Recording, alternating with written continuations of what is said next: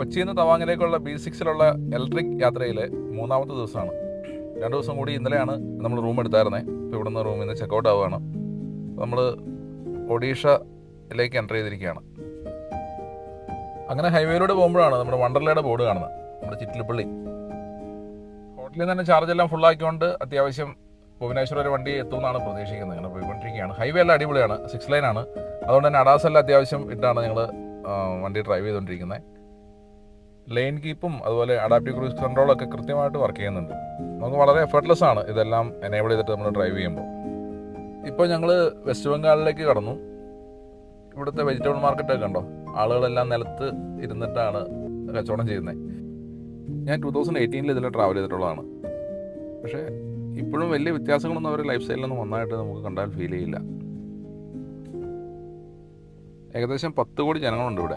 ഇന്ത്യയിലെ 4ാമത്തെ ഏറ്റവും ജനസംഖ്യയുള്ള സംസ്ഥാനമാണ് പശ്ചിമ ബംഗാൾ.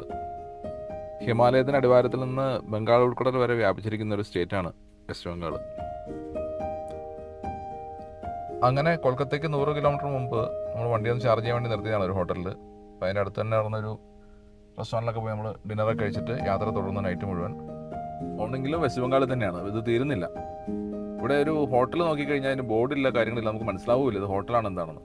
അങ്ങനെ വന്ന് ഒരു 10-11 മണി ആയപ്പോൾ ഞങ്ങളൊരു ചെറിയൊരു കട കണ്ട് അവിടെ കയറി ബ്രേക്ക്ഫാസ്റ്റ് കഴിച്ചു. 3 പേർക്ക് 140 രൂപ.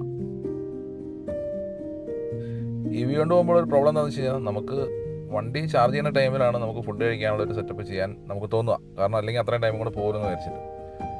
അപ്പോൾ അങ്ങനെയുള്ള സ്ഥലങ്ങൾ കിട്ടാനും പാടാണ്. 4ാമത്തെ ദിവസം ലഞ്ചിൻ്റെ ടൈമിൽ നമുക്ക് അങ്ങനെ ഒരു സ്ഥലം കിട്ടിയില്ല. അപ്പോൾ കയ്യിലിരുന്ന വാട്ടർമെലനൊക്കെ കഴിച്ച് നമ്മൾ അഡ്ജസ്റ്റ് ചെയ്തു.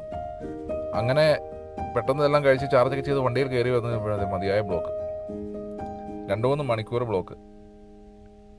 അങ്ങനെ ഒരു പ്രകാരം ഞങ്ങൾ അവിടെ നിന്നൊരു സൈഡിലോട്ടൊരു വഴി ഉണ്ടായിരുന്നു, ആ വഴിയിലൂടെ ഇറങ്ങി കുറച്ചുകൂടി ഉൾഗ്രാമത്തിലൂടെ കയറി വന്നു.